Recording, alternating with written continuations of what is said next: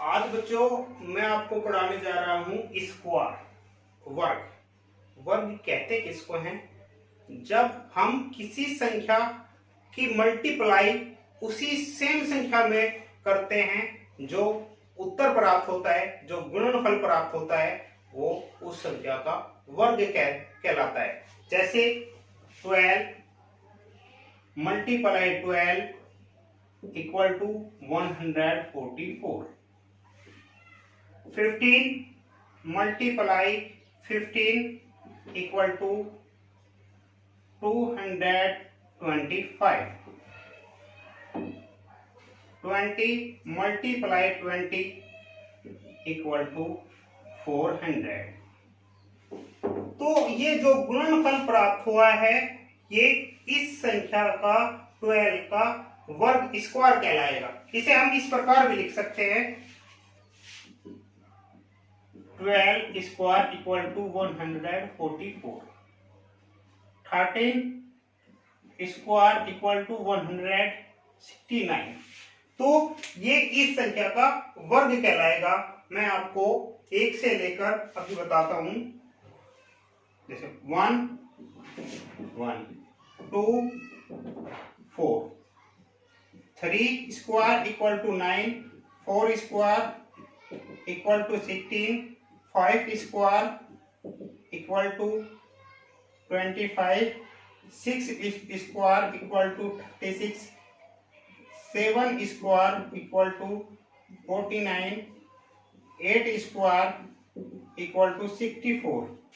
9 square equal to 81 और 10 square equal to 100।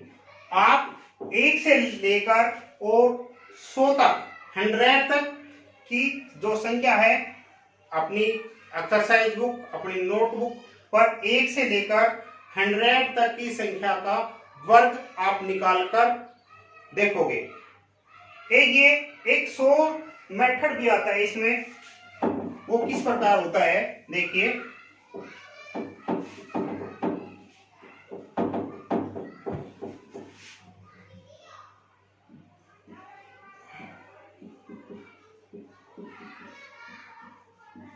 इसके first step है, यदि कि कोई संख्या ऐसी होती है, फर्स्ट स्टेप जो मैं आपको बताने जा रहा हूं, वो फर्स्ट स्टेप केवल वो मेथड केवल उन्हीं संख्याओं पर यूज होता है जिन संख्या के इकाई के स्थान पर 5 होता है। देखिए, जैसे कि 15 की मल्टीप्लाई 15 में करिए आप, तो जब इसे इस प्रकार लिखोगे तो इसे लिखोगे 5 मल्टीप्लाई 5 इक्वल टू 25। फिर जो ये संख्या है 1 की संख्या जो 1 दी गया है, इसकी जो मल्टीप्लाई आपको करनी है वो इससे नेक्स्ट संख्या, ये 1 है, 1 से नेक्स्ट संख्या क्या है 2, तो 2 मल्टीप्लाई 1 इक्वल टू 2 बन जाए 2। इसी प्रकार 65 multiply 65 equal to 5 multiply 5 equal to 25। और 6 जो ये 6 दिया गया है, इसकी मल्टीप्लाई आप नेक्स्ट संख्या, यानी कि 6 से नेक्स्ट संख्या है 7, तो 7 multiply 6 equal to 42। 85 multiply 85 equal to 5 5 जा 25। जो 8 की मल्टीप्लाई आप नेक्स्ट संख्या में करोगे, 8 9 जा 72। तो ये इसका वर्ग आ गया। ये short method, first step. And second step मैं आपको बताने जा रहा हूं। सेकंड स्टेप है, जिन संख्याओं के, ये जो फर्स्ट मेथड है, ये केवल उन्हीं संख्याओं पर लागू होता है जिन संख्याओं के इकाई के स्थान पर 5 दिया गया होता है। सेकंड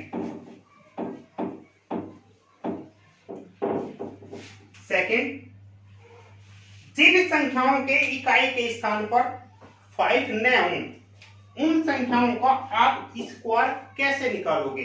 देखिए, मान लीजिए 24 20 मल्टीप्लाई 24, ये शॉर्ट मेथड है। तो इसका जो स्क्वायर होता है, ये इसके इकाई के स्थान पर 5 नहीं है, तो ये रूल वहां पर जो मैंने आपको फर्स्ट स्टेप में बताया था, तो वो रूल यहाँ पर लागू नहीं होता है, यहाँ होता है 4 मल्टीप्लाई 4, इसकी गुणा इसमें करेंगे तो ये हो जाएगा 4, और इसकी गुणा इसमें करेंगे 2 2 जा 4, ये हो गया। अब जो इकाई का स्थान है उसे रिक्त रखते हैं, तो इन दोनों की गुणा 4 मल्टीप्लाई 2, 4 2 जा 8, 8 के हम दुगने करते हैं, डबल करते हैं, 4 2 जा 8, 8 2 जा 16। याद रखिए हमेशा इकाई का स्थान खाली छोड़ते हैं। अब इनको हम जोड़ देंगे 6 7 और 5, ये आ गया इसका। अब देखिए इसी प्रकार आप इसका निकालेंगे, 6 6 जा 36, 7 7 जा 49, ये आ गया। अब इन दोनों की गुणा 7 6 जा 42, 42 7 6 जा 42, 42 इकाई का स्थान जो होता है वो खाली छोड़ेंगे, 42 मल्टीप्लाई 2 दुगने करते हैं हम उसके, तो ये हो जाएगा 84। इन्हें हम जोड़ देंगे, 6 ये हो जाएगा 7, ये हो जाएगा। इस प्रकार आप किसी भी संख्या का वर्ग आप निकाल कर देख सकते हो। ये केवल रूल उन्हीं संख्याओं पर यूज होता है जिन संख्याओं के इकाई के स्थान पर 5 न हो।